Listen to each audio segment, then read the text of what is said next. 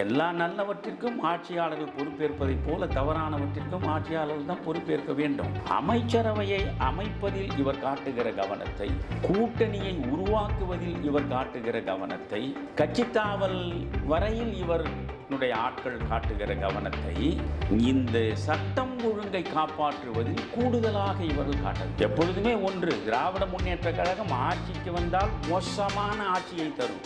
திராவிட முன்னேற்ற கழகம் எதிர்க்கட்சியாக இருந்தால் மிகவும் சிறந்த எதிர்க்கட்சியாக செயல்படும். ஒரு 10 வயது பெண் விளையாடுவதற்கு வீட்டிலிருந்து வெளியே சென்று வீட்டிற்கு திரும்ப முடியவில்லை என்றால் அந்த பெண்களுக்கு என்ன பாதுகாப்பு? இத்தனை தவறுகளுக்கும் மிக முக்கியமான ஊற்றுக்கண்ணாக இருப்பது டாஸ்மாக். விக்னேஷ் என்ன சொல்கிறார்? டாஸ்மாகை மூடிவிட்டால் தமிழ்நாடு முழுவதும் கள்ளச்சாராயம் பெருகிவிடும். அப்படி என்றால் உனக்கு எதற்கு போலீஸ்? இதை சொல்வதற்கு ஒரு அமைச்சர் தேவையா? எனக்கு 12 நாட்களுக்கு முன்பு அவர்களுக்கு தாவேகாவின் மீது இருந்த அதிருப்தி, எதிர்ப்பு இந்த 12 நாட்களுக்குள் எப்படி ஆதரவாய் மாறியது. ஆனால் அது 15 நாட்களுக்குள்ளே அலாவுதீன் அற்புத விளக்கை ஒன்றும் விஜய் வைத்திருக்கவில்லை. தமிழருவி தர்பார் நேயர்கள் அனைவருக்கும் வணக்கம். கேளுங்கள் சொல்கிறேன் பகுதிக்காக ஐயா தமிழருவி மணியன் அவர்கள் நம்முடன் இணைந்திருக்கிறார்கள். ஐயா அவர்களை வணங்கி மகிழ்வோம். ஐயா வணக்கங்க ஐயா. வணக்கம் குமரையா. வழக்கம் போல் அரசியல் கேள்விகள் ஐயா. முதலில் விஜய் மந்திரி சபையிலிருந்து ஆரம்பிப்போம். கூட்டணி மந்திரி சபையை அமைத்திருக்கிறார். இந்த மந்திரி சபை பற்றி நீங்கள் என்ன நினைக்கிறீர்கள்? குமரையா, நான் அரசியலை விட்டு விலகிவிட்டேன் என்று ஏற்கனவே அறிவித்திருக்கிறேன். இப்பொழுதும் நான் சொல்கிறேன், இறப்பு என்னை தழுவுகிற இறுதி நாள் வரையில் கட்சி அரசியலில் நான் காலெடுத்து வைக்க மாட்டேன். எனவே கட்சி அரசியல் பேசுவது என்றால் தான் சார்ந்திருக்கிற கட்சியை பற்றி பெருமையாக பேசுவதும், எதிராக இருக்கக்கூடிய கட்சிகளை பற்றி கடுமையாக விமர்சன கணைகளை வீசி பார்ப்பதுமாக இருக்கும். அந்த அரசியலிலிருந்து நான் முழுமையாக விடுபட்டு விட்டேன். ஆனால் அதே நேரத்தில் அரசியல் அல்லாமல் ஒரு மனிதன் சமூக மனிதனாக வாழவே முடியாது. ஏனென்றால் நீங்கள் முதலில் பார்த்தால் man is a social animal என்று தான் பிளாட்டோ சொல்கிறான். ஆனால் அதற்கு பிறகு பிளாட்டோவின் மாணவனாக இருந்த அரிஸ்டாட்டில் அதையே மாற்றி சொல்கிறான். Man is not a social animal, he is a political animal. அவன் ஒரு அரசியல் விலங்காகத்தான் இருக்க முடியும், அரசியலை தவிர்த்து விட்டு இருக்கவே இயலாது என்று. நான் என்ன சொல்கிறேன், காலையில் நீங்கள் கண் விழித்து பல் துலக்குவதற்காக ஒரு பேஸ்ட்டை பயன்படுத்துவதில் இருந்து இரவு கண்ணுறங்குவதற்காக நீங்கள் படுக்கை விரிக்கிற வரையில் உங்கள் ஒவ்வொரு நொடியையும் தீர்மானிப்பது அரசியல் தான், ஆட்சியாளர்கள் தான். எனவே அந்த அரசியலை, அந்த ஆட்சி அதிகாரத்தில் உள்ளவர்களை பற்றி நாம் முற்றாக தவிர்த்துவிட்டு மூலையில் முடங்கி விடுவது என்பது உண்மையாக ஒரு 58 ஆண்டு காலத்திற்கு மேல் நான் நடத்தி வந்திருக்கக்கூடிய அந்த ஒரு வேள்வி, அது ஒரு யாகம். எந்த கைமாறும் கருதாமல் எது சரியோ அதை உரத்த குரலில் இந்த தமிழ் சமூகத்திற்கு தொடர்ந்து சொல்லிக்கொண்டே வந்தவன் நான். இப்பொழுது அரசியலை விட்டு விலகிவிட்டீர்களே நீங்கள் எதற்காக அரசியல் பேசுகிறீர்கள் என்று சிலர் என்னை கேட்டால் அவர்களுக்கு நான் தருகிற பதில் இதுதான். நான் அரசியலை விட்டு முற்றாக விலகிவிட்டேன். தமிழ்நாட்டில் 8 கோடிக்கும் மேற்பட்ட மக்கள் இருக்கிறார்கள். அத்தனை மக்களும் அரசியல் கட்சிகளில் கலந்துவிடவில்லை. ஆனால் அத்தனை மக்களின் மீதும் அரசியல் திணிக்கப்படுகிறது. ஆட்சி நிர்வாகம் அவர்களுடைய விதியை எழுதுகிறது. அந்த நேரத்தில் அவர்களுக்கு ஏற்படக்கூடிய அதிருப்திகளை, அபிப்பிராயங்களை அவர்கள் வெளிப்படுத்துவது போன்றுதான் நானும் வெளிப்படுத்துகிறேனே தவிர இதில் எந்த உள்நோக்கமும் கிடையாது. அதனால் முதலில் இதை நான் மீண்டும் மீண்டும் தெளிவுபடுத்த வேண்டியவனாக இருக்கிறேன். அரசியலுக்குள் நான் மீண்டும் வரப்போவதும் இல்லை. நான் எந்த பதவிக்காகவும் பல்லிழிக்கக்கூடிய மனிதனும் இல்லை. இச்சகம் பேசுகிற ஈழிதொழிலில் ஈடுபட்டு என்னுடைய சுகங்களை தேடிக்கொள்ளக்கூடிய சுயநலவாதியும் இல்லை. வாழ்க்கை முழுவதையுமே நான் ஒரு பொதுநல நோக்கத்திற்காக காந்தியத்தை படித்து காமராஜரை பார்த்து அவர்களை போன்று வாழ வேண்டும் என்ற தாகமும் தவிப்பும் கொண்டவனாகத்தான் என் பாதையை வகுத்து பயணித்து கொண்டிருக்கிறேன். எனவே இதற்கு மேல் விளக்கம் தேவையில்லை. உண்மையிலேயே விஜய்க்கு என்னுடைய மனம் நிறைந்த பாராட்டுகளை நான் தெரிவித்துக் கொள்கிறேன். ஏனென்றால் சொல்வது யாருக்கும் எளிது, சொல்லிய வண்ணம் நிற்றல் தான் அரிது. விக்கிரவாண்டியில் அவர் முதலாக தன்னுடைய கட்சியை தொடங்கிய நிலையில் அந்த மாபெரும் மாநாட்டில் அவர் தெளிவாக ஒன்றை சொன்னார். கூட்டணி வைப்பதற்கு நான் தயாராக இருக்கிறேன். என்னோடு கூட்டணி வைக்கக்கூடிய கட்சிகளுக்கு ஆட்சியிலும் நான் அதிகாரத்தில் பங்கு கொடுப்பேன் என்று அவர் சொன்னார். ஆக வெறுமனே தேர்தல் கூட்டணி என்று தான் இதுவரையில் நாம் பார்த்திருக்கிறோம். ஆனால் தேர்தலோடு கூட்டணியை பயன்படுத்திவிட்டு ஆட்சியை ஒற்றை கட்சி நடத்துவது என்ற நிலையிலிருந்து விடுபட்டு நான் கூட்டணி ஆட்சியை நடத்துவேன், கூட்டணியில் இருக்கக்கூடியவர்களுக்கு ஆட்சி அதிகாரத்தில் உரிய பங்களிப்பை தருவேன் என்று அவர் தெளிவாக சொன்னார். சொன்னதை இன்று அவர் செய்திருக்கிறார். இதில் என்ன வேடிக்கை என்றால், கூட்டணிக்கு வாருங்கள், என்னோடு கூட்டணியில் இருக்கக்கூடியவர்களுக்கு நான் ஆட்சியில் இடம் கொடுப்பேன் என்று அவர் திரும்ப திரும்ப சொன்ன நிலையிலும் எந்த மனிதனும் அவர் பக்கம் முகம் திருப்பவில்லை. காரணம், இது ஒரு நாளும் நடக்கப் போவதில்லை. இவர் கொஞ்சம் வாக்குகளை பெறுவார், திமுகவுக்கு எதிரான வாக்குகளை பெறுவார் அல்லது அதிமுகவுக்கு எதிரான வாக்குகளை பெறுவார். இவருக்கு ஒரு 10 விழுக்காடு வாக்குகள் கூட வரப்போவதில்லை. இவர் ஒரு ஆட்சியை அமைப்பது என்பது முயற்கொம்பு மாதிரி, நடக்கவே நடக்காத காரியம் என்ற நினைப்பில் ஒருவரும் அவர் பக்கம் போய் நிற்கவில்லை.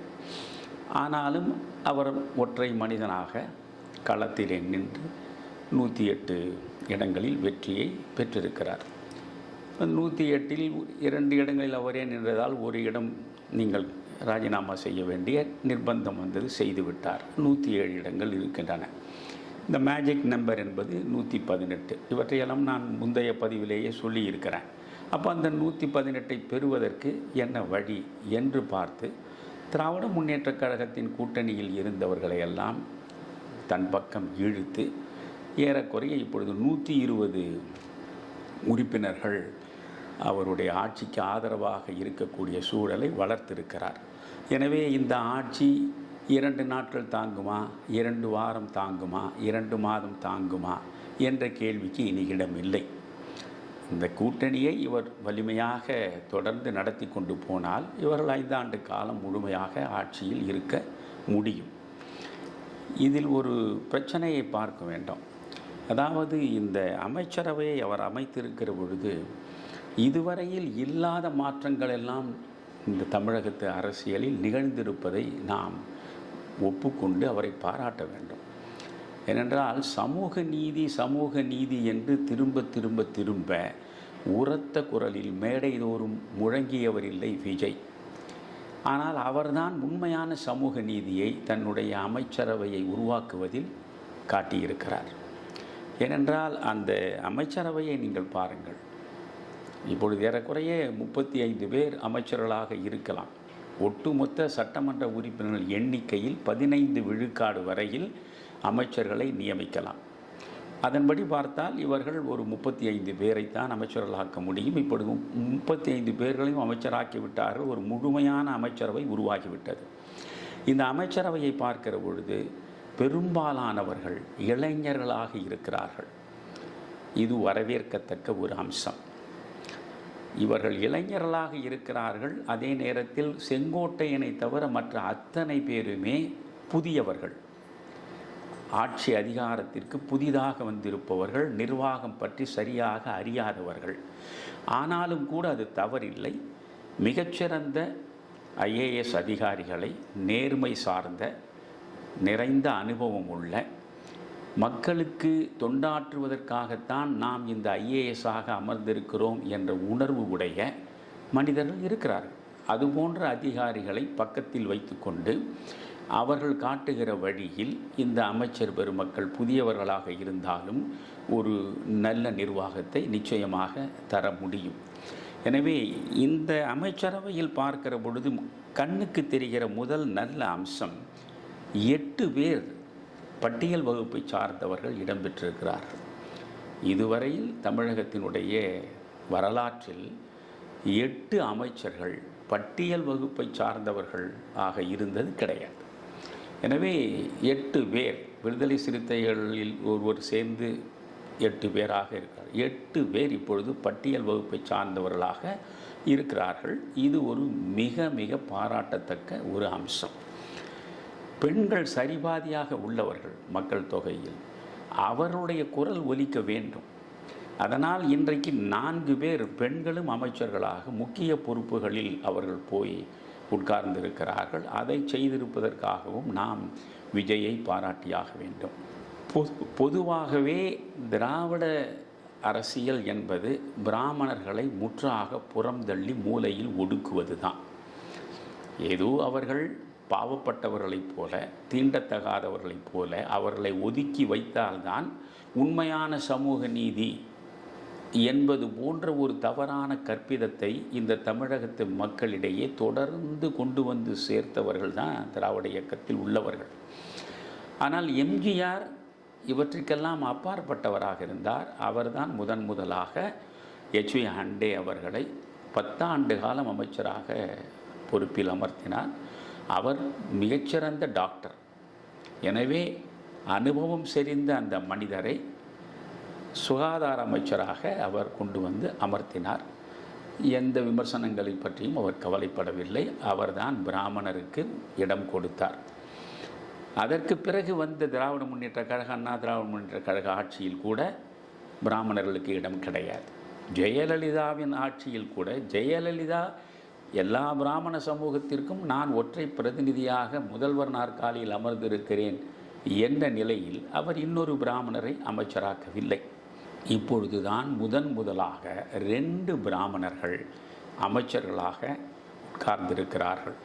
இந்த திராவிட கருத்தியலை சார்ந்தவர்கள் கடுமையான விமர்சனங்களை வைப்பார்கள் என்று அஞ்சாமல் சமூகத்தின் சகல அங்கங்களும் இடம்பெற வேண்டும் என்கிற நோக்கத்தில் எல்லாருக்குமான அரசு இது என்பதை வெளிப்படுத்துகிற வகையில் பிராமணர்களுக்கும் அவர் பொறுப்பை கொடுத்திருக்கிறார்.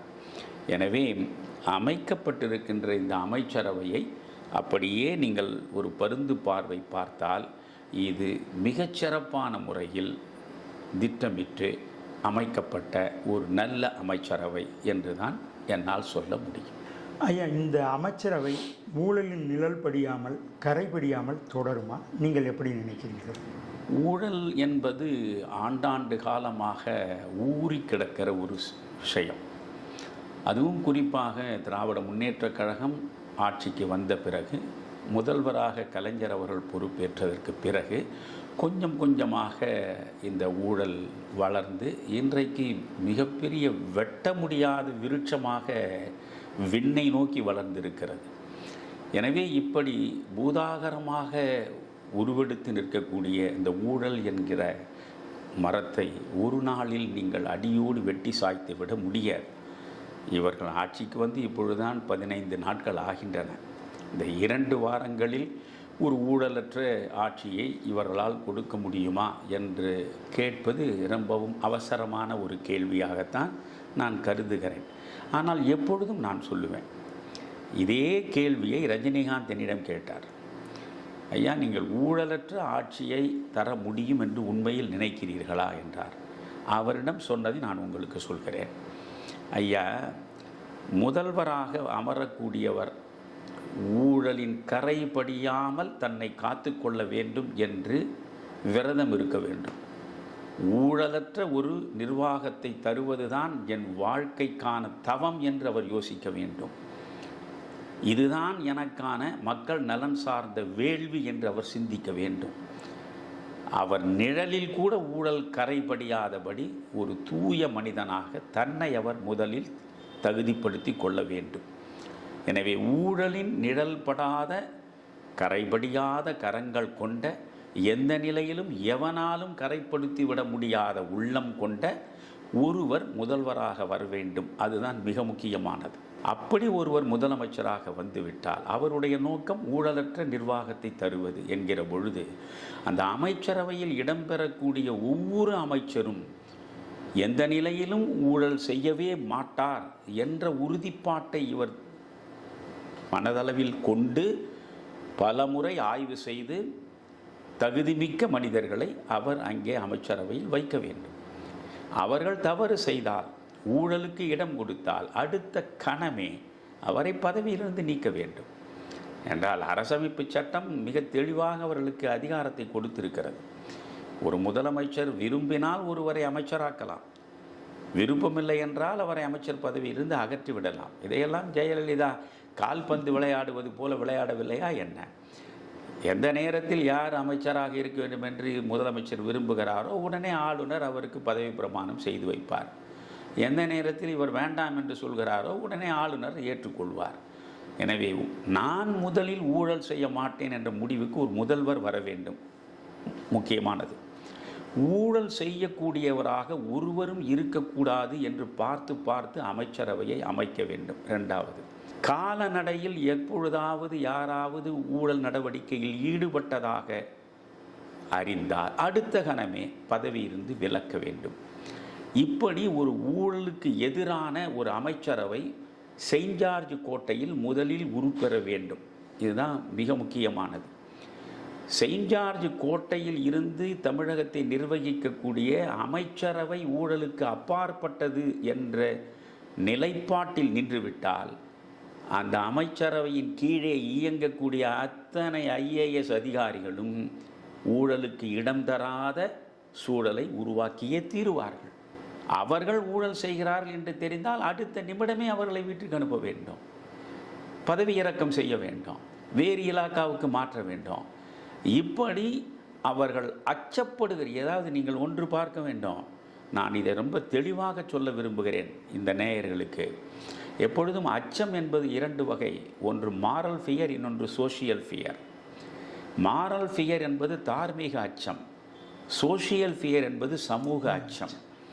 தார்மீக அச்சம் என்பது நீங்கள் ஒரு யாருமே காண முடியாத ஒரு கானகத்தில் இருந்தால் கூட நீங்கள் செய்யக்கூடிய தவறு உலகத்தில் எப்பொழுதும் எந்த நிலையிலும் தெரியாது என்றாலும் கூட நீங்கள் ஒரு தவறு செய்யாத வாழ்க்கையை வாழ்ந்தால் அது உங்கள் அளவில் நீங்கள் ஏற்றுக்கொண்டிருக்கின்ற தார்மீகத்தின் அடிப்படையில் உருவெடுத்த அச்சம். புரிகிறதா? ஆனால் நம்மில் பலர் தார்மீக அச்சத்தின்படி வாழ்பவர்கள் இல்லை. ஆனால் நம்மில் பலர் சோஷியல் ஃபியர் என்கிற சமூக அச்சத்திற்கு உட்பட்டவர்கள். ஐயோ, இந்த தவறை நாம் செய்து இது பிறர் கண்ணில் பட்டுவிட்டால் நம்மை கேவலமாக நினைப்பார்களே, நம்மை தரம் தாழ்ந்து யோசிப்பார்களே என்பதற்காக இவர்கள் அந்த தவறை செய்யாமல் இருப்பார்கள். இப்பொழுது இருக்கக்கூடிய ஐஏஎஸ் ஆஃபீஸர்ஸ் அத்தனை பேருமே மாரல் ஃபியர், தார்மீக அச்சத்தை கொண்டவர்கள் என்று நீங்கள் சொல்லவே முடியாது.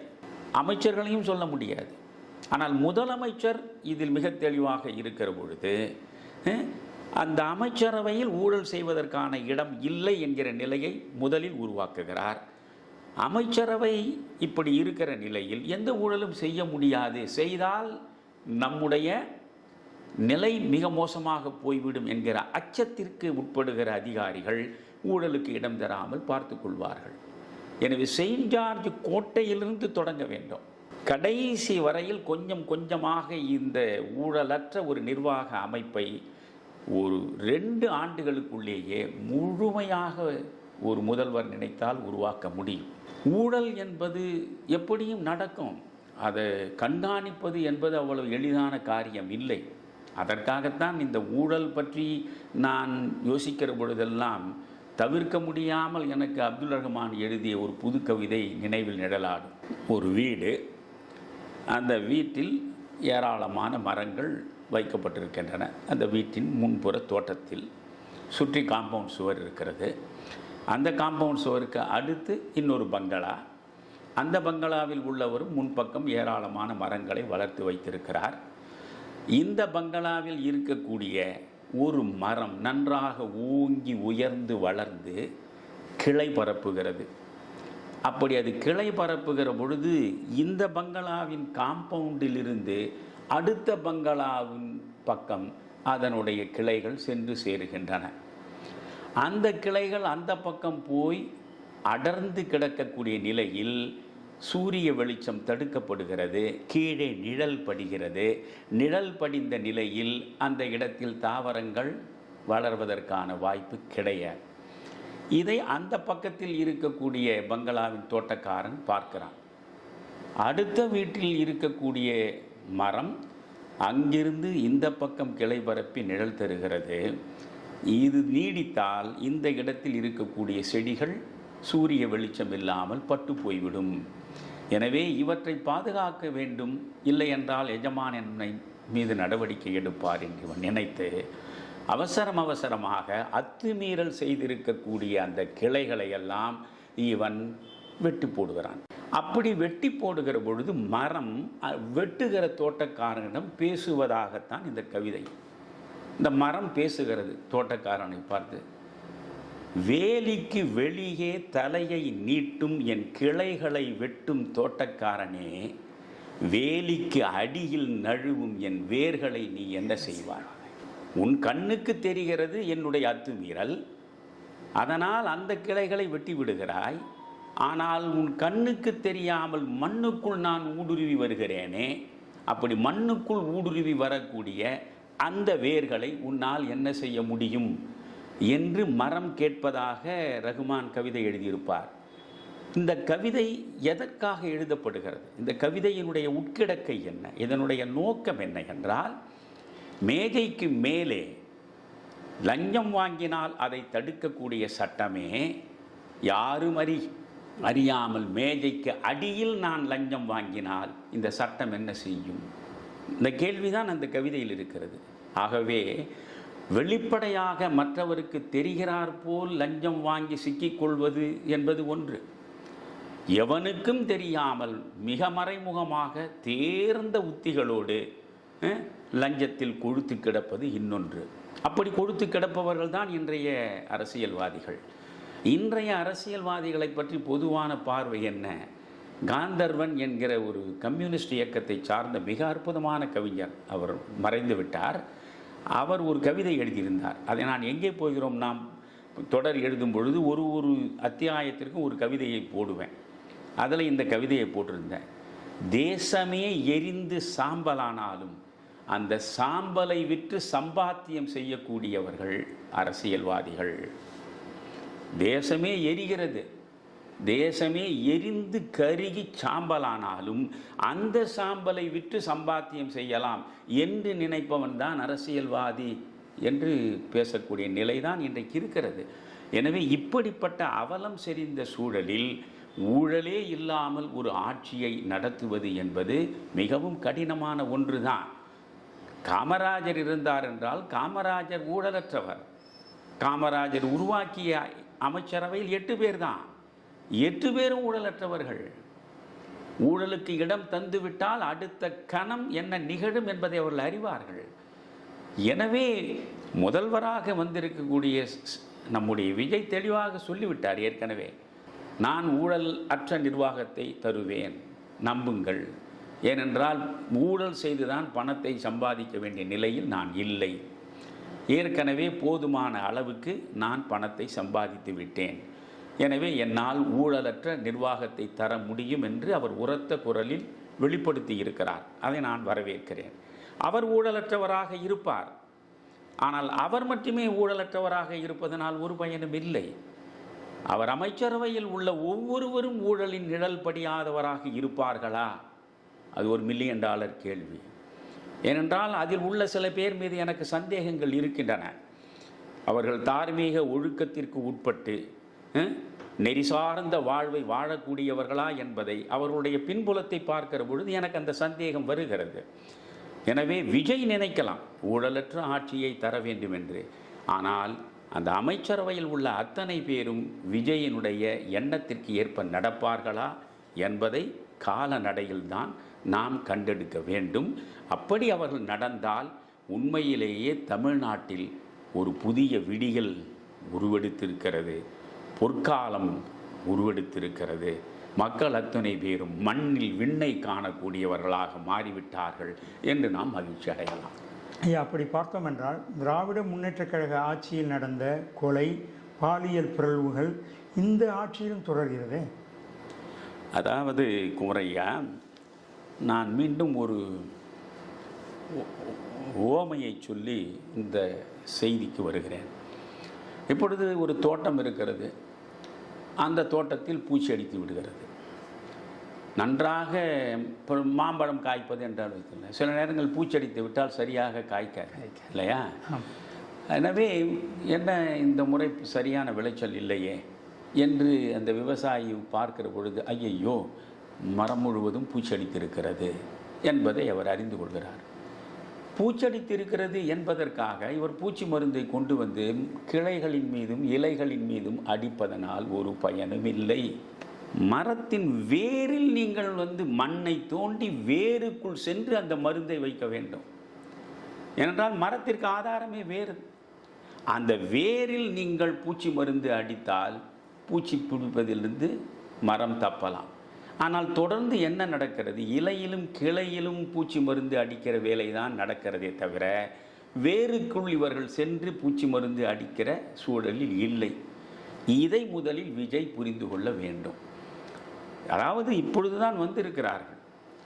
ஆனால் வந்த இந்த 15 நாட்களுக்குள்ளேயே இவ்வளவு வேகமாக ஒரு பக்கம் கோவையில், இன்னொரு பக்கம் பாளையங்கோட்டையில், அந்த பக்கம் திருவள்ளூரில் மாறி மாறி மாறி எல்லா திசைகளிலும் பாலியல் சார்ந்த வன்புணர்ச்சி, பாலியல் சார்ந்த கொலைகள் அவ்வளவும் மிக வேகமாக நடந்து கொண்டிருக்கின்றன என்றால் இதற்கு விஜய் பொறுப்பு இல்லை என்று நாம் ஒரு வரியில் சொல்லி தப்ப முடியாது. ஏனென்றால் எல்லா நல்லவற்றிற்கும் ஆட்சியாளர்கள் பொறுப்பேற்பதைப் போல தவறானவற்றிற்கும் ஆட்சியாளர்கள் தான் பொறுப்பேற்க வேண்டும். ஆனால் அது 15 நாட்களுக்குள்ளே அலாவுதீன் அற்புத விளக்கை ஒன்றும் விஜய் வைத்திருக்கவில்லை. ஆனால் இவர் என்ன செய்ய வேண்டும்? அமைச்சரவையை அமைப்பதில் இவர் காட்டுகிற கவனத்தை, கூட்டணியை உருவாக்குவதில் இவர் காட்டுகிற கவனத்தை, ஒரு நிலையான ஆட்சியை தர வேண்டும் என்பதற்காக கட்சித்தாவல் வரையில் இவருடைய ஆட்கள் காட்டுகிற கவனத்தை இந்த சட்டம் ஒழுங்கை காப்பாற்றுவதில் கூடுதலாக இவர்கள் காட்ட வேண்டும். துறை வாரியாக அன்றாடம் விஜய் ஆலோசனைகளை நிகழ்த்துகிறார், ஆய்வுகளை நடத்துகிறார், அதிகாரிகள் வேகமாக செயற்பட வேண்டும் என்று வலியுறுத்துகிறார். எல்லாம் சரி.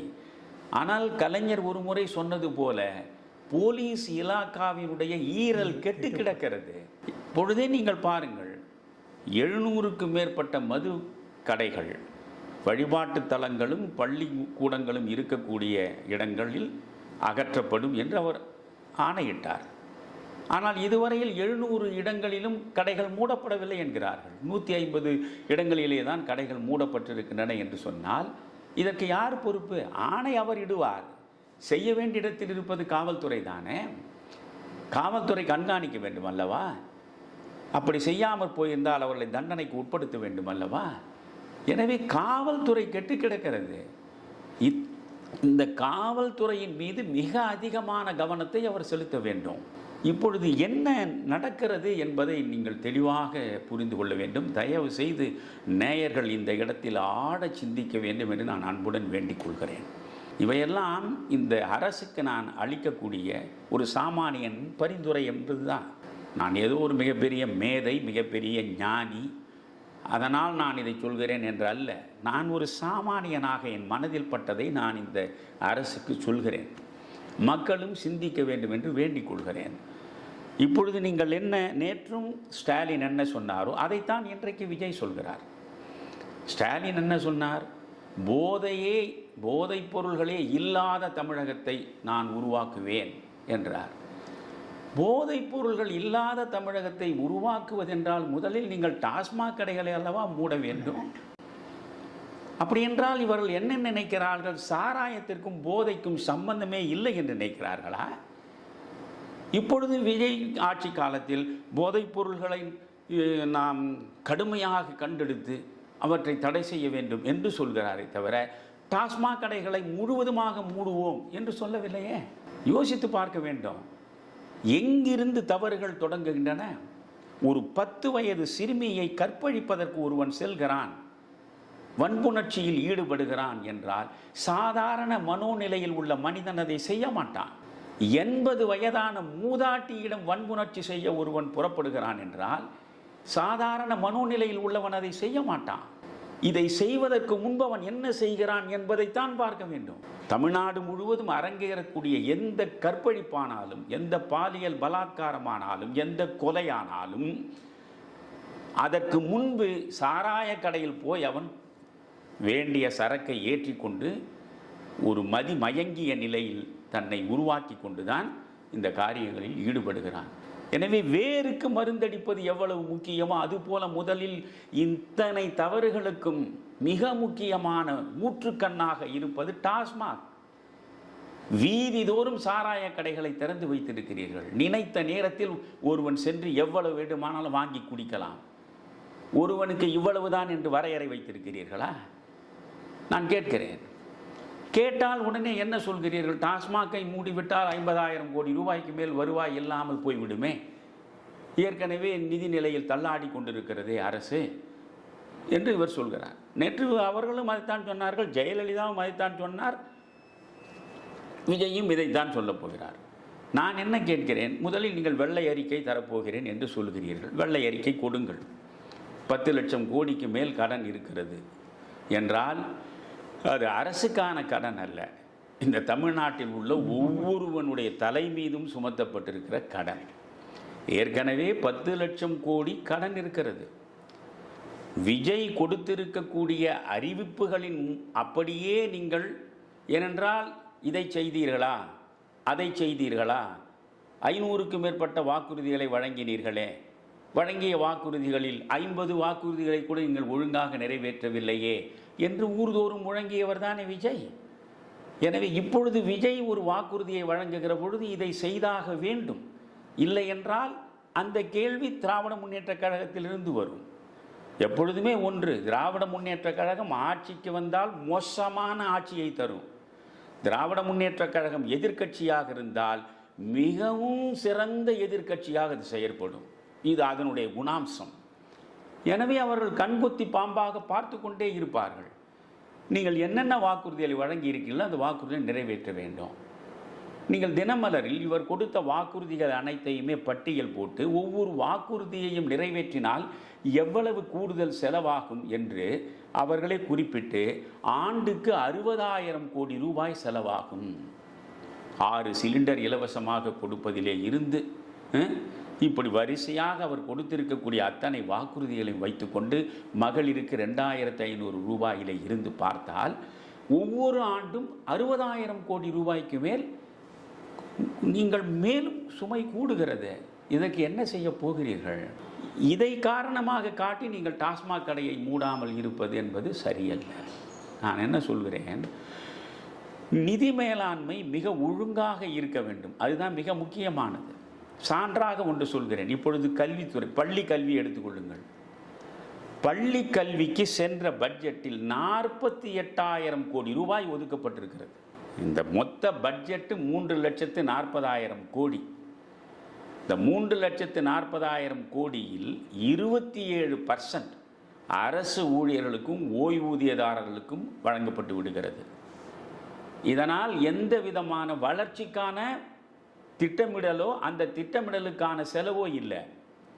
இது மட்டுமே 27 விழுக்காடு என்றால் 1/4 மேல் அரசு ஊழியர்களுக்கும் ஓய்வூதியதாரர்களுக்கும் நீங்கள் பணம் கொடுப்பதிலேயே முடிந்து விடுகிறது. இந்த பள்ளி கல்வித்துறைக்கு நீங்கள் 48,000 கோடி ரூபாய் செலவழிக்கிறீர்கள்.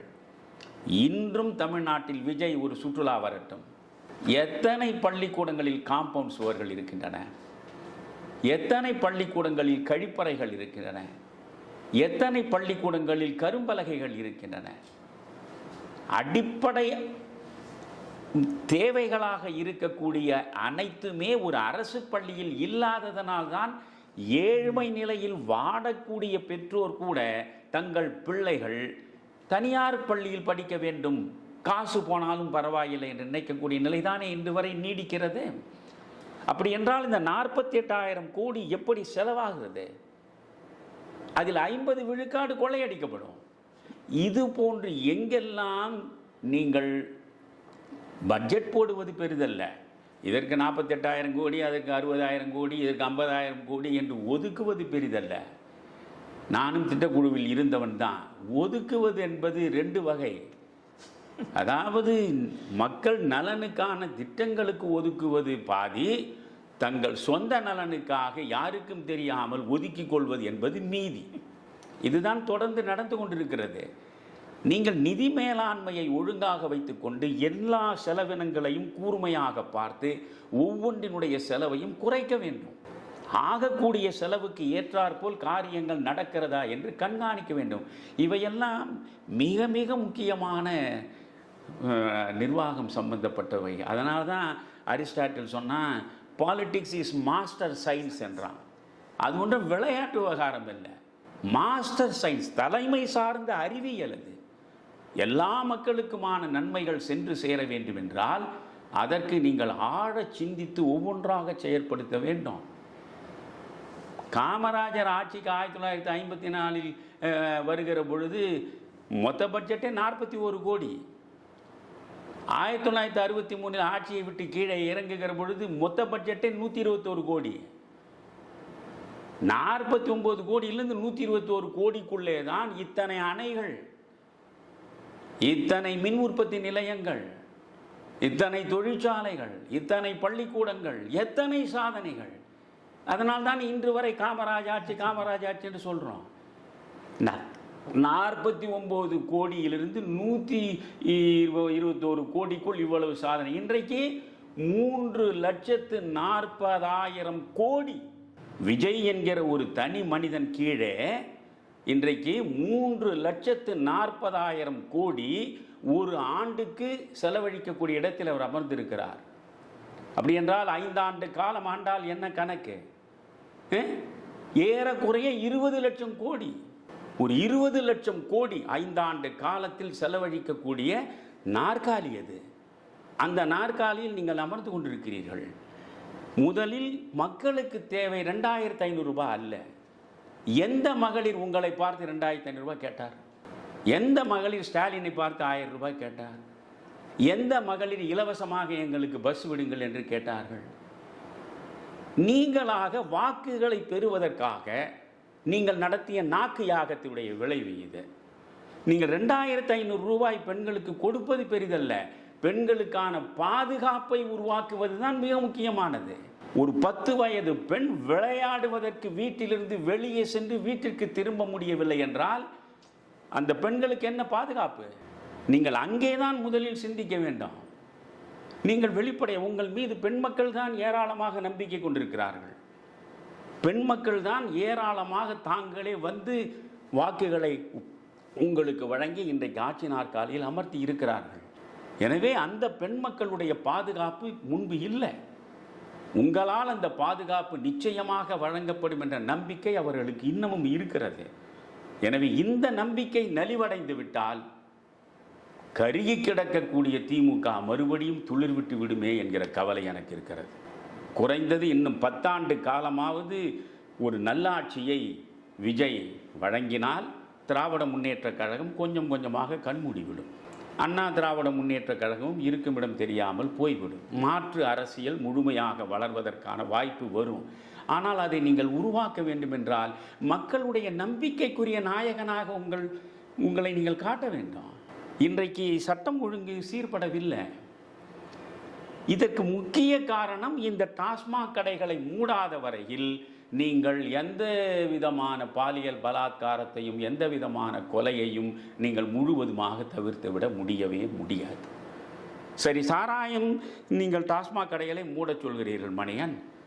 50,000 கோடி ரூபாய் ஒரு ஆண்டுக்கு வருவாய் வருகிறது. 1983 தான் டாஸ்மாக்கை எம்ஜிஆர் உருவாக்குகிறார். அதற்கு பிறகு வந்த ஜெயலலிதா டாஸ்மாக்கை சில்லறை கடைகளை வைத்து அரசே சாராயம் தருகிற புரட்சியை நடத்தினார். 1983 இந்த டாஸ்மாகை உருவாக்கிய போது ஆண்டு வருவாய் எவ்வளோ தெரியுமா அரசுக்கு? 140 கோடி. இன்றைக்கு 50,000 கோடியை எட்டி இருக்கிறது. அப்படி என்றால் அவ்வளவு பேர் குடிக்கிறான், அவ்வளவு பேர் தங்களுடைய வருவாய் முழுவதையும் கொண்டு வந்து கொட்டுகிறார்கள். குடித்து குடித்து குடல் வெந்து அத்தனை பேர் சாகிறார்கள். எத்தனை குடும்பங்களில் பெண் மக்கள் தாலி அறுத்து விட்டு விதவைகளாக காட்சி தருகிறார்கள். எத்தனை குடும்பங்கள் தலைவனை இழந்து விட்டு நிராதரவாக வீதியிலே நிற்கின்றன. பிள்ளைகள் படிப்பதற்கு வழி இல்லை, 3 வேளை சாப்பிடுவதற்கு முடியவில்லை. கிராமங்களுக்கு சென்று பாருங்கள், ஒவ்வொரு கிராமத்திலும் இன்றைக்கு இந்த டாஸ்மாக் கடைகள் கொண்டு வந்து சேர்த்திருக்கக்கூடிய அழிவை, அதனுடைய விளைவை நினைத்தாலே நடுங்குகிறது. அதை நீங்கள் மூட வேண்டும். நீங்கள் உடனே இப்பொழுது புதிதாக ஒரு அமைச்சர் வந்து இருக்கிறார், அவர் விக்னேஷ் நினைக்கிறேன். அவர் வந்து அறிவிப்பு கொடுக்கிறார், மதுக்கடைகளை முழுவதுமாக மூடுகிற எண்ணம் இந்த அரசுக்கு இல்லை என்று. அப்படி என்றால் நீங்கள் மக்களுக்கு நல்லாட்சியை தருவீர்கள் என்ற எண்ணம் எனக்கு எப்படி எழும்? கேட்டால் இவர்கள் என்ன சொல்லுவார்கள்? இந்தியா முழுவதும் மதுக்கடைகள் இருக்கின்றனவே, எனவே இந்தியா முழுவதும் மதுக்கடை இருக்கும்போது நாங்கள் மட்டும் ஏன் மதுக்கடைகளை மூட வேண்டும் என்று கேட்பார்கள். குஜராத்தில் மதுவிலக்கு இருக்கிறது. குஜராத்தில் மதுவின் மூலமாக 50,000 கோடி வருவாய் வருகிறதா? 50,000 கோடி ரூபாய் அல்ல, 5,000 கோடி ரூபாய் கூட வருவாய் கிடையாது. மருத்துவ ரீதியாக பயன்படுத்தப்படுவதற்கான அந்த ஸ்பிரிட் என்று சொல்கிறோமே, அதைத்தான் அங்கே குஜராத்தில் தயாரிக்கிறார்கள். அதன் மூலம் வரக்கூடிய வருவாய் மிக சொற்பமானது. அதை வைத்துக்கொண்டு அவன் உபரி பட்ஜெட் போடுகிறான். ஆனால் நீங்கள் 50,000 கோடி ரூபாய் இப்பொழுது நீங்கள் பெறுகிறீர்கள், குஜராத்தில் கடைகள் இல்லையே. நீங்கள் உடனே சொல்லுவீர்கள். அதற்கு இந்த விக்னேஷ் என்ன சொல்கிறார்? டாஸ்மாகை மூடிவிட்டால் தமிழ்நாடு முழுவதும் கள்ளச்சாராயம் பெருகிவிடும். அப்படி என்றால் உனக்கு எதற்கு போலீஸ்? உனக்கு எதற்கு காவல்துறை? டாஸ்மாக் கடைகளை மூடினால் எல்லா இடங்களிலும் கள்ளச்சாராயம் பெருகும் என்றால் காவல்துறை எதற்காக? காமராஜர் காலத்தில் இந்த மதுவிலக்கு இருந்தால் அதை ரத்து செய்து விட்டால் கள்ளச்சாராயம் பெருகிவிடும், அதனால் நான் மதுவிலக்கை ரத்து செய்து சாராய கடை திறக்கிறேன் என்று சொன்னாரா? காங்கிரஸ்காரன் 67 வரை ஆண்ட பொழுது இது சொன்னானா? கள்ளச்சாராயம் காய்ச்சுவான், அங்கும் இங்குமாக எங்காவது காய்ச்சுவான். காய்ச்சுபவனை கண்காணித்து கண்டெடுத்து அவனை தண்டனைக்கு உட்படுத்துவது தானே காவல்துறைக்கான வேலை. இதை சொல்வதற்கு ஒரு அமைச்சர் தேவையா எனக்கு? இதை கள்ளச்சாராயம் பெருகிவிடும் என்று வாக்குமூலம் வழங்குவதற்கு ஒரு அமைச்சர் தேவையா? நீங்கள் குஜராத்தை விட்டு விடுங்கள், அது காந்தி பிறந்த மண், அதனால் அங்கே மதுவிலக்கு இருக்கிறது என்று சொல்லலாம். பீகார் மாநிலம் இந்தியாவிலேயே வறுமை பள்ளத்தில் விழுந்து கிடக்கிற மாநிலமாயிற்றே. இந்தியாவிலேயே மிக மோசமாக வேலை வாய்ப்பில்லாமல் விழுந்து கிடக்கிற மாநிலம். இன்றைக்கு தமிழ்நாடு முழுவதும் நீங்கள் எங்கே பார்த்தாலும் கட்டட தொழிலிலிருந்து ஓட்டல் தொழில் வரை எந்த பக்கம் பார்த்தாலும் பீகாரிகள் தான் அலையலையாக வந்து நிற்கிறார்கள். இருக்கிற இடத்தில் உள்ள வறுமையினால் தான் இங்கே ஓடி வருகிறார்கள். எனவே அப்படிப்பட்ட மாநிலம் அது.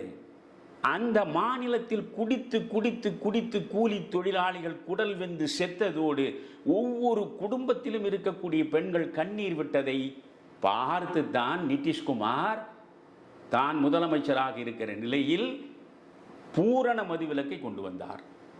இந்த மதுவிலக்கு சாத்தியமே இல்லை என்று அனைவரும் பேசினார்கள். அவர் கவலைப்படவில்லை. சென்ற சட்டமன்ற தேர்தலில் இங்கே பெரிய வியூக அமைப்பாளர் இந்த பிரசாந்த் கிஷோர் பிகே என்று சொல்வார்கள், அவர் ஆந்திராவில் போய் வியூகம் அமைத்தார், அங்கே ஆட்சி மாற்றத்தை கொண்டு வந்தார். தமிழ்நாட்டில் வியூகம் அமைத்தார், தமிழ்நாட்டில் ஆட்சி மாற்றத்தை கொண்டு வந்தார். மோடி வருவதற்கே அவர் வகுத்த வியூகம்தான் காரணம் என்றெல்லாம் அவருக்கு புகழ் மகுடங்கள் சூட்டினீர்களே.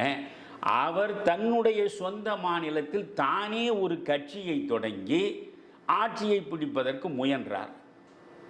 அதற்கு என்ன செய்தார் அவர்? நான் வந்தால் மதுக்கடைகளை பூரணமாக திறந்து விடுவேன். இப்பொழுது மதுவிலக்கு இருக்கிறது, மதுவிலக்கை ரத்து செய்துவிட்டு பூரணமாக மதுவை குடிப்பதற்கு நான் வழிக்கதவை திறந்து வைப்பேன் என்று சொன்னார். டெபாசிட் வாங்கவில்லை ஒரு இடத்திலும் அவர்கள்.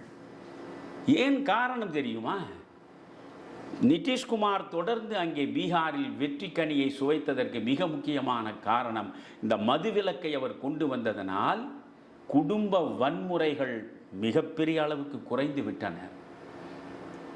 குடித்துவிட்டு ஒரு பெண்ணை அடித்து துன்புறுத்துகிற நிலை இருக்கிறதல்லவா, ஒவ்வொரு கிராமத்திலும் இருக்கிறதே. குடும்ப வன்முறை குறைந்து விட்டது. ரெண்டாவது, மிகச் சிறப்பாக ஒருவன் ஆய்வு கட்டுரை எழுதியிருக்கிறான். 3 கோடி பெண் மக்கள் இந்த குடி தடுக்கப்பட்டதனால் 3 கோடி பெண் மக்கள் தானாக வந்து நிதிஷ்குமாருடைய கட்சிக்கு வாக்களிக்கிறார்கள். நிதிஷ்குமார் கட்சி வெற்றி பெறுவதற்கான மிக முக்கியமான அடிப்படை பலமே இந்த 3 கோடி பெண்களுடைய வாக்கு என்கிறான். இப்போ இங்கே தமிழ்நாட்டில் 8 கோடிக்கு மேற்பட்ட மக்கள் இருக்கிறார்கள். இதில் சரிபாதி பெண்கள் என்றால் 4 கோடி பேர் இருப்பார்கள் இல்லையா? இந்த 4 கோடி பெண் மக்களில் வாக்காளர்களாக நீங்கள் பார்த்தால் எப்படியும் ஒரு 2 கோடிக்கு மேலே இருப்பார்கள் இல்லையா? அவ்வளவு பேரும் உனக்கு வாக்களிப்பார்களே. ஆஹா, உண்மையான இரட்சகன் வந்து விட்டான். அன்றாடம் அடியும் உதையுமாக அல்லற்பட்டு கண்ணீர் சிந்தி கவலை பள்ளத்தில் விழுந்து கிடக்கிற எங்களுக்கு ஒரு பொன் விடியலை தந்திருக்கிற இந்த இரட்சகன் வாழ்க என்றல்லவா பெண் மக்கள் எல்லாம் பேசுவார்கள். பீகாரில் அவர்கள் மதுக்கடைகளை மூடியதனால் வருவாய் இழப்பு வந்தது தானே. அந்த வருவாய் இழப்பை காரணம் காட்டி மதுக்கடையை மீண்டும் திறக்கவில்லை நிதிஷ்குமார். வேறு துறைகளில் வருவாய் வருவதற்கான வழிகளை பார்த்தார்கள் அல்லவா. இந்தியாவிலேயே தமிழ்நாடு மிகவும் வளமான ஒரு மாநிலமாயிற்று. இங்கே வருவாய்க்கு பஞ்சம் இல்லை. எந்த துறையில் நீங்கள் கவனம் செலுத்தி இந்த வருவாய் இழப்பை ஈடுகட்ட முடியும் என்று கூர்ந்து பார்த்தால் உங்களால் செய்ய முடியும். நான் அதற்காக நம்முடைய காந்திய மக்கள் இயக்கத்தின் சார்பாக ஒரு மாற்று திட்டத்தையே அன்றைய முதல்வர் ஜெயலலிதாவுக்கு கொடுத்தோம். அப்பொழுது அவர் 30,000 கோடி ரூபாய் இந்த மதுக்கடைகள் மூலம் வருகிறது, இதை மூடிவிட்டால் ஏழைக்கும் பாழைக்கும் எதுவும் செய்ய முடியாது என்று சொன்னார். 30,000 கோடி இழப்பு என்று நீங்கள் சொல்லுகிறீர்கள்.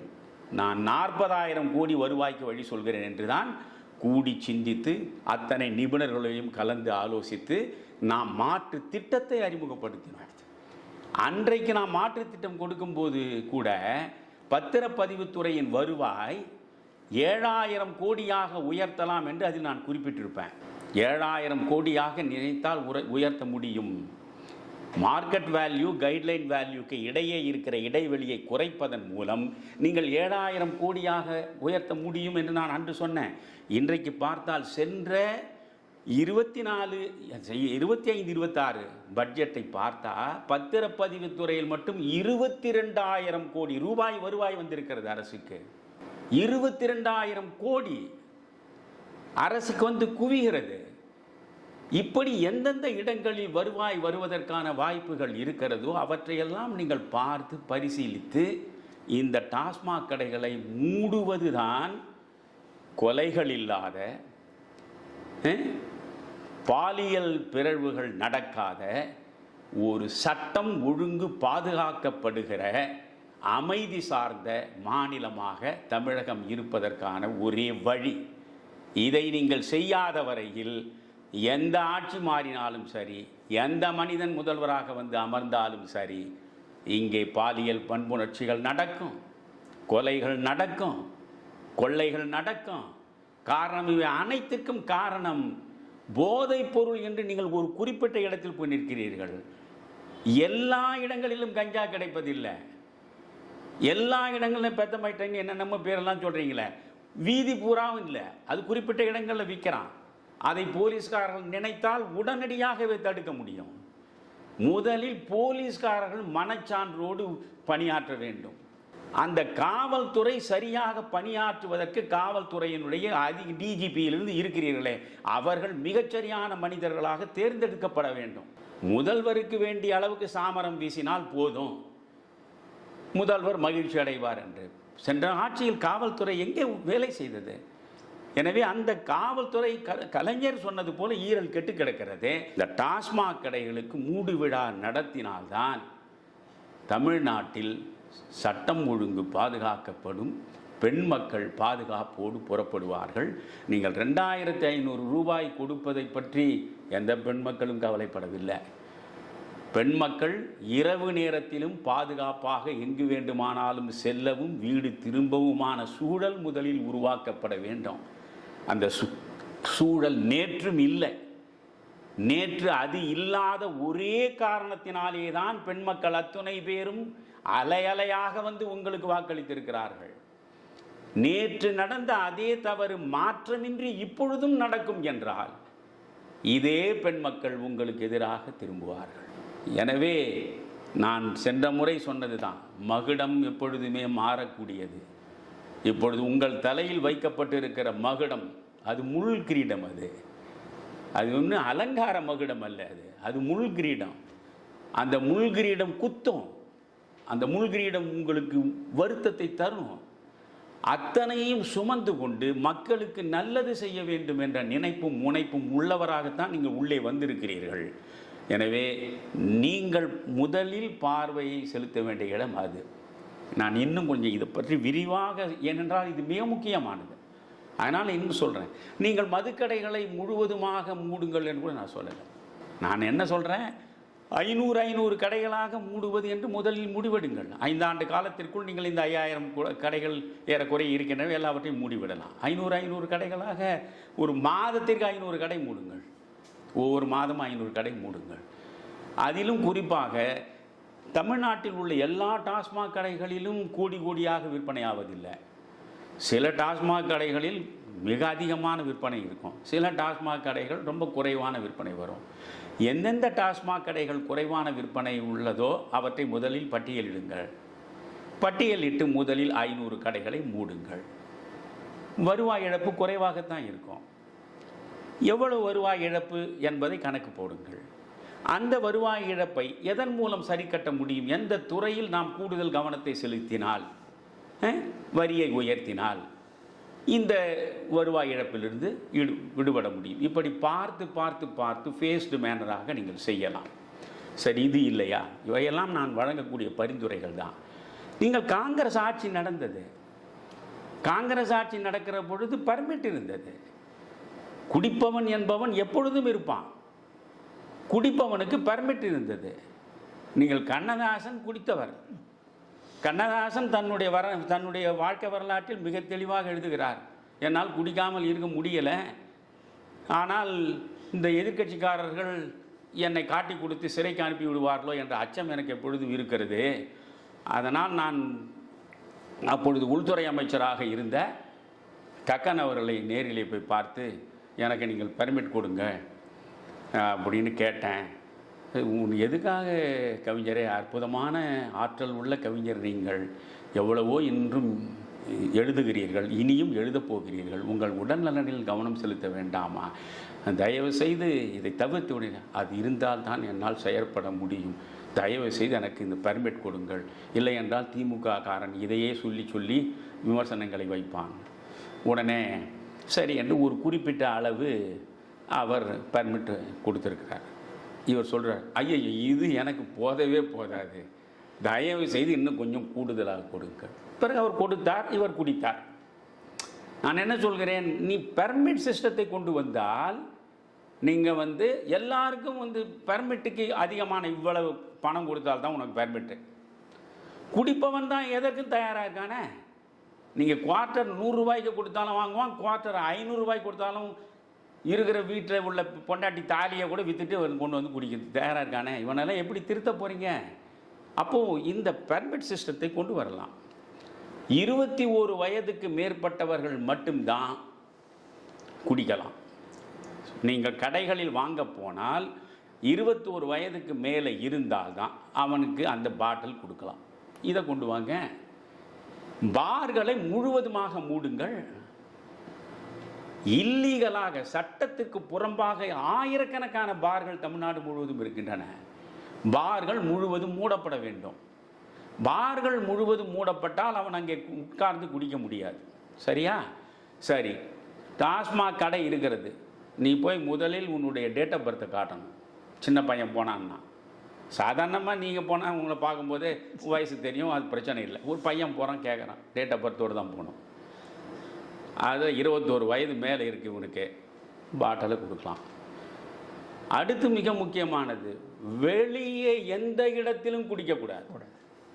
பொதுவெளிகளில் ஒரு இடத்தில் கூட நீங்கள் குடிக்கக்கூடாது. பாரும் வைக்கக்கூடாது, பாரில் குடிக்கக்கூடாது, வெளியேவும் குடிக்கக்கூடாது. கடையிலிருந்து வாங்கி கொண்டு நேரே வீட்டிற்கு கொண்டு போய் வீட்டில் தான் நீ குடிக்கலாம். இதை கடுமையாக வைத்து பாருங்கள். எவ்வளவு மோசமான குடிகாரனாக இருந்தாலும் தான் பெற்ற பிள்ளைகளுக்கு எதிரே குடிப்பதற்கு தயங்குவான். தன்னுடைய மனைவிக்கு முன்னாலே பாட்டிலை திறப்பதற்கு தயங்குவான். இப்படியெல்லாம் நீங்கள் பல்வேறு நிர்பந்தங்களை உருவாக்கி குடிகாரர்களை எண்ணிக்கை அளவில் குறைப்பதற்காவது முயற்சிக்க வேண்டாமா? 500 கடைகளை இந்த பக்கம் மூடினால் 1000 கடைகள் குறுக்கு சந்துகளில் தொடர்ந்து வந்து கொண்டே இருக்கின்றன. உங்களுக்கு வேண்டியது வருவாய் என்று நினைப்பதை முதலில் விட வேண்டும். இதை நான் ரொம்ப வருத்தத்தோடு சொல்கிறேன். நீங்கள் கவலைப்படாமல் இந்த வருவாயை வைத்துக்கொண்டு நீங்கள் 1000 திட்டம் போடுகிறீர்கள். இந்த நாட்டில் இந்திய தேசிய காங்கிரஸை உருவாக்கியவர்களில் முக்கியமானவன் ஆலன் ஆக்டேவியன் ஹியூம். அவன் வெள்ளைக்காரன், லண்டனில் இருந்தவன். மது அருந்துவது அவன் வாழ்வின் கலாச்சாரத்தில் தவிர்க்க முடியாத ஒரு அம்சம். அந்த ஆலன் ஆக்டேவியன் ஹியூம் மிக தெளிவாக இந்த மதுவை பற்றி எழுதியிருக்கிறான். மதுவை விட மோசமானது ஒன்றுமில்லை மனிதனை மயக்குவதற்கு. இந்த மதுவை விற்று வருவாய் தேடுவதை பற்றி அவன் என்னத்தை சொல்கிறான்? It is only a wages of sin என்கிறான். வேஜஸ் ஆஃப் சின், பாவத்தின் கூலி அது. மதுவின் மூலம் ஒரு அரசு வருவாயை பெறுகிறது என்றால் பாவத்தின் சம்பளத்தை பெறுகிறதுன்னு ஒரு வெள்ளைக்காரன் சொல்லியிருக்கான். அமெரிக்காவில் இருந்த இங்கர்சால், அமெரிக்காவில் குடிக்காதவனை பார்க்க முடியுமா? அமெரிக்காவில் உள்ள இங்கர்சால் அற்புதமான கட்டுரை எழுதியிருக்கான். இவற்றையெல்லாம் நான் படித்தவனால் உங்களுக்கு சொல்கிறேன். அவன் சொல்கிறான், இந்த மதுவினால் எத்தனை மாபெரும் அறிவாற்றல் மிக்க மேதைகள் சீரழிந்திருக்கிறார்கள். இந்த மதுவினால் ஆயிரக்கணக்கானவர்கள் பித்தம் பிடித்தவர்களாய் வெறி பிடித்த நிலைக்கு உள்ளாகி இருக்கிறார்கள். தொடர்ந்து நடந்திருக்கக்கூடிய இந்த மது கலாச்சாரம் எங்கே கொண்டு போய்விட்டிருக்கிறது? அவன் சொல்கிறான் அழகா, வாழ்க்கை என்கிற நாகரீகத்தின் நதி போகிறது என்று வைக்கும். வாழ்க்கையில் நாகரிக நதி, நதியின் 2 கரைகளிலும் இந்த குடியினால் செத்து சீரழிந்து சிதைந்த மனிதர்களின் சின்னங்கள் தான் நிறைந்திருக்கின்றன. எனவே இந்த குடியை தவிர்த்து விடுவது தான் மனிதனுக்கானது என்று சொல்கிறான். நீங்கள் கம்பராமாயணத்தை நீங்கள் படிச்சிங்கன்னா அதில் வாலியை இது கொண்டுடுறான் ராமன். அவன் உயிர் போகிற நிலையில் ராமனிடம் ஒரு வரம் கேட்குறான். இதெல்லாம் படித்தாதானே? இது எல்லாம் எங்கே படிக்க போகிறீங்க? வள்ளுவன் எழுதின கல்லுண்ணாமை அதிகாரத்தை படிக்க போகிறீங்களா? உன்னற்க கல்லைன்னு எவ்வளவு தெளிவாக சொல்கிறான். அதில் இந்த இவன் வாலி ராமனிடம் வேண்டிக் கொள்கிறான். இவன் கொல்லப்படுவதற்கு காரணமே அவனுடைய தம்பி சுக்ரீவன் தான். ஆனாலும் அந்த தம்பியின் மீது உள்ள பாசத்தினால இவன் ஒரு வேண்டுகோள் வைக்கிறான். ரொம்ப வியப்பாக இருக்கும். நீங்கள் தயவு செய்து ஒன்று உங்களிடம் வேண்டி கேட்கிறேன், ஒரே ஒரு வரம், இந்த மரண தருவாயில் உங்களை நான் கேட்கிறேன். ராமனை பார்த்து கேட்குறான், என்ன வரம்னு கேட்டான். ஒன்றுமில்லை, பூயியல் நரவம் மாந்தி புத்தி பேதுற்ற போது தீயன செய்வான்.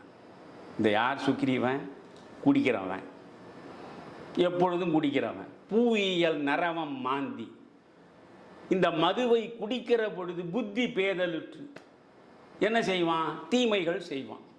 அப்படி அவன் செய்தால் என் மீது ஏவிய பகழினா அம்பு, என் மீது ஏவிய அந்த பகழியை அவன் மீது ஏவி அவன் உயிரையும் பறித்து விடாதே வரம் கேட்குறான்.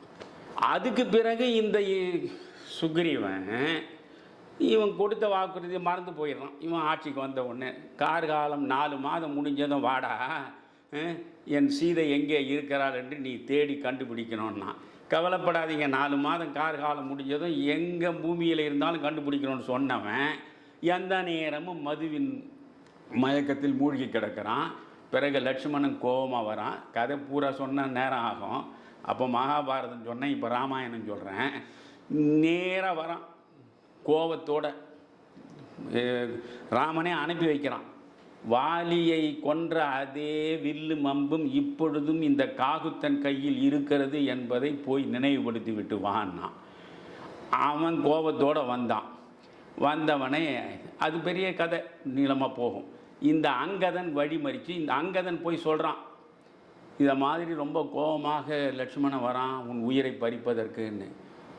நான் என்ன தப்பு பண்ணேன்னு கேட்குறான் இவன். தப்பா என்ன பண்ணியா? நீ கொடுத்த வாக்குறுதி, ஐயையோ வாக்குறுதியை நான் மறந்துட்டேன், எவ்வளோ பெரிய பாவம் பண்ணிட்டேன், எல்லாவற்றுக்கும் காரணம் என்ன, இந்த குடிதானேன்னு சொல்லி சுக்ரீவன் வாயிலாக கம்பன் 9 பாடல்களை எழுதியிருக்கான். மதுவின் தீமைகளை பற்றி படித்து பார்க்கணும். தாயவள் மனைவி என்ற தெளிவில்லாமல் கருமம் செய்கிற நிலையில் உன்னை மது கொண்டு போய் விடும்னு சொல்கிறான். தாய்க்கும் தாரத்திற்குமே உனக்கு வேறுபாடு தெரியாதடா மதுவின் மயக்கத்தில். இந்த நிலைக்கு நான் ஆளானேனே, இனி இந்த தவறை செய்ய மாட்டேன்னு சொல்வதாக கம்பனதை கொண்டு வந்து வைக்கிறான். இப்படியெல்லாம் முன்னோர்கள் இந்த மதுவின் மயக்கத்திலிருந்து விடுபட வேண்டும் என்பதற்காக எவ்வளவோ எழுதி வைத்தார்கள், எவ்வளவோ பேசினார்கள்.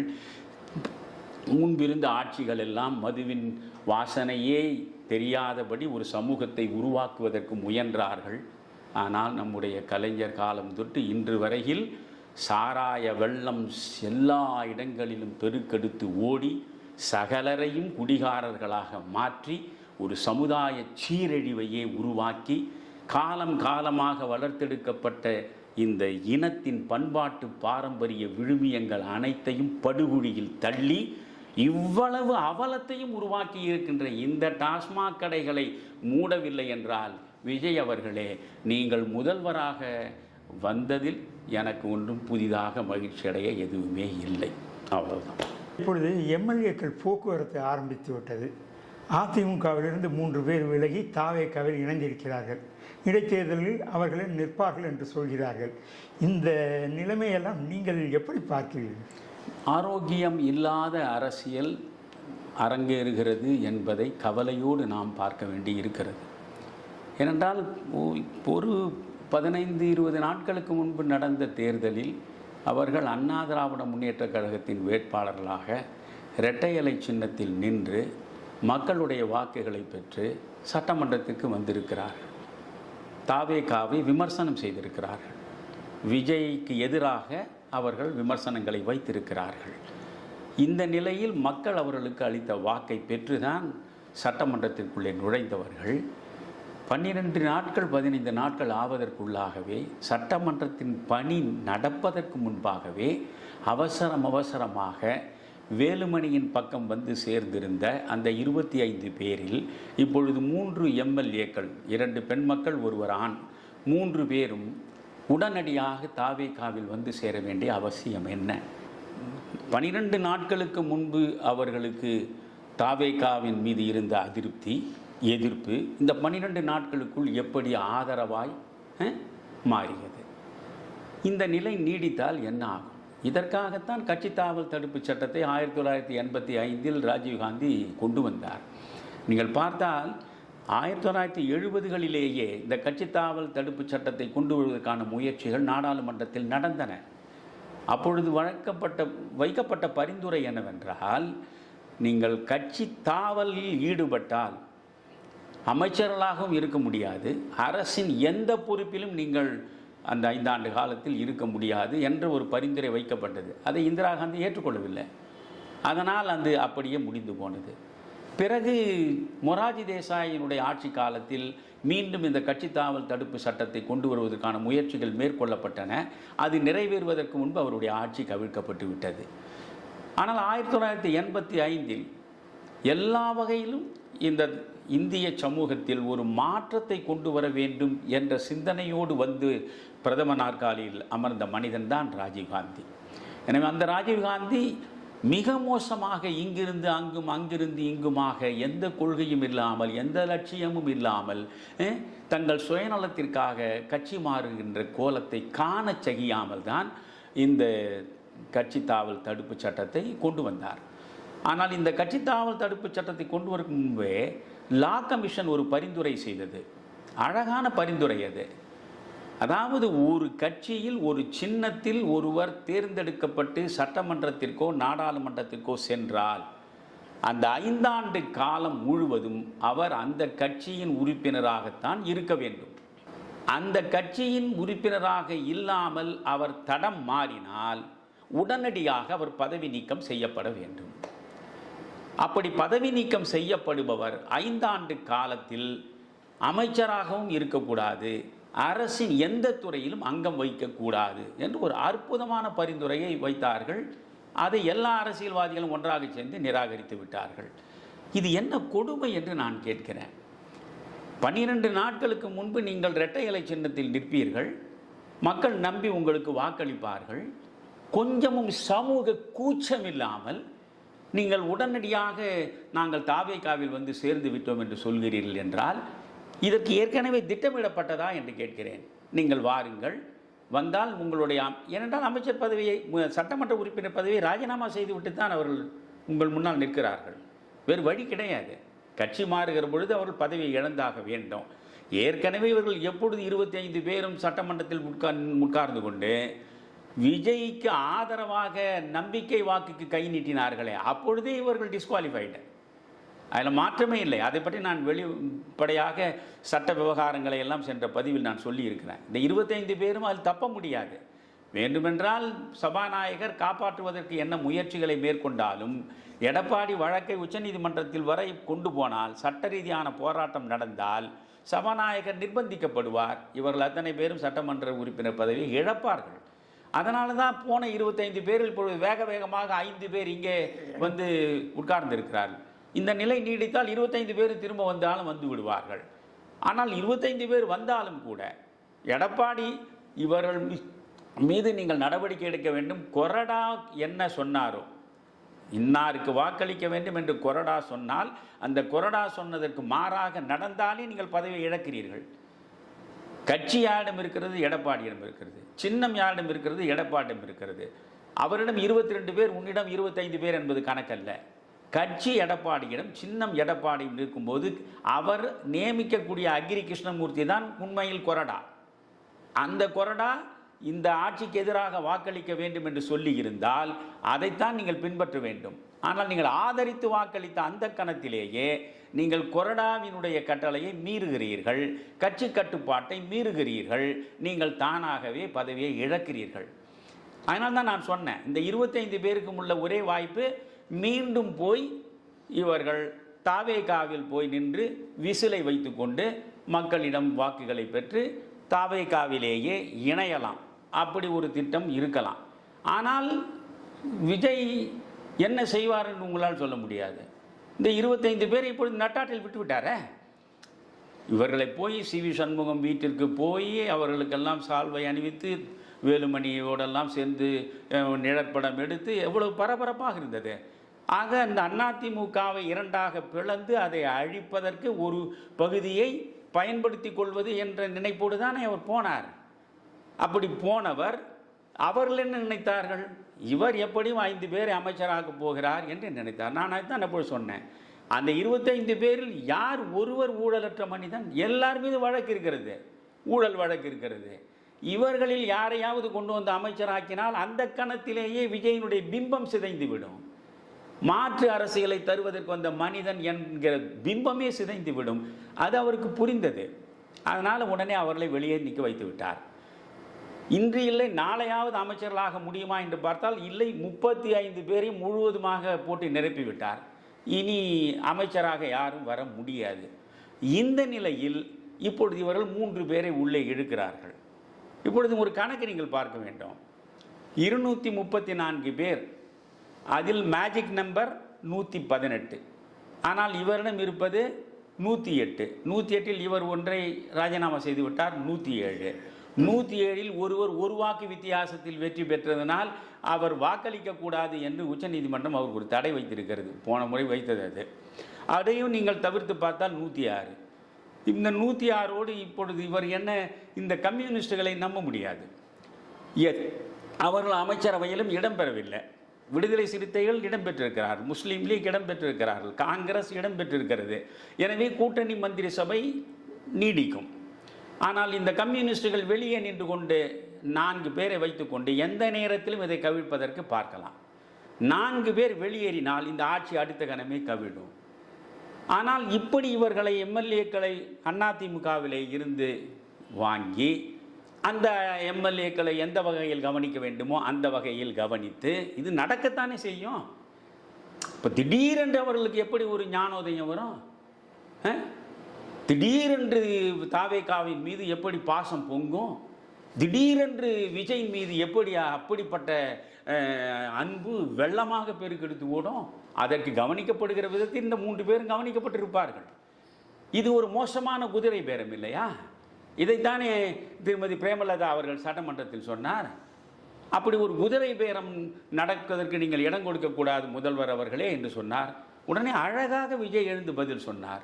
குதிரை வேகத்தில் இந்த ஆட்சி நடக்குமே தவிர குதிரை பேரம் என்பது ஒருபோதும் நடக்காது என்றார். ஆனால் நடந்திருப்பது என்ன? அதிலும் ஒரு குறிப்பிட்ட அமைச்சர், அந்த அமைச்சர் சொல்கிறார், தாவேகா என்பது புதிய அதிமுக என்று சொல்லியிருக்கிறார். போய் செய்தித்தாளை படித்து பாருங்கள். இன்றைய தாவேகா என்பது புதிய அதிமுக. ஏன் இதை சொல்கிறேன் என்றால், முன்னாள் அமைச்சர்கள், முன்னாள் நாடாளுமன்ற உறுப்பினர்கள், முன்னாள் சட்டமன்ற உறுப்பினர்கள் என்று யாரெல்லாம் அதிமுகவில் இருக்கிறார்களோ அவர்கள் அத்தனை பேரும் படைபடையாக இங்கே வந்து சேருவதற்கு தயாராக இருக்கிற நிலையில் இது புதிய அதிமுக என்கிறார். அப்படி என்றால் இது அரசியலா? இதுதானா மாற்றம்? இதுதானா விடிகள்? இதுதானா மாற்று அரசியல்? இதை செய்வதற்காக விஜய் வந்திருக்கிறார். விஜய் யோசிக்க வேண்டும். இப்பொழுதும் ஒன்றும் கெட்டுவிடவில்லை. இது போன்ற நடவடிக்கைகளில் ஈடுபட்டு உங்கள் ஆட்சியை காப்பாற்றிக் கொள்வதை விட மக்கள் பெரிய நம்பிக்கையோடு உங்களை கொண்டு வந்து வைத்தார்களே. நீங்கள் நம்பிக்கை வாக்கெடுப்பில் நீங்கள் ஆட்சி கவிழ்ந்தாலும் உங்களை மீண்டும் கொண்டு வந்து மிகப்பெரிய பெரும்பான்மையோடு வைப்பதற்கு மக்கள் தயாராக இருக்கிறார்கள். அந்த அளவுக்கு மக்கள் உங்களை நேசிக்கிறார்கள். ஆனால் இது போன்ற குறுக்கு வழிகளில் உங்கள் பக்கத்தில் இருப்பவர்கள் உங்களை இழுத்து கொண்டு போனால் உங்கள் மீது உள்ள மரியாதை குலையும், உங்கள் பிம்பம் சிதையும், உங்களுக்கான வரவேற்பு தானாகவே இல்லாமல் போய்விடும். அதற்கு பிறகு நீங்கள் பரிதாபத்திற்குரிய மனிதனாக மாறிவிடுவீர்கள். எனவே உங்கள் மீது உள்ள அதிகபட்ச அக்கறையினால் நீங்கள் விழிப்பாக இருங்கள். இது போன்ற தவறான அரசியல் நடவடிக்கைகளில் மறந்தும் ஈடுபடாதீர்கள் என்று சொல்வதை தவிர வேறொன்றும் இல்லை.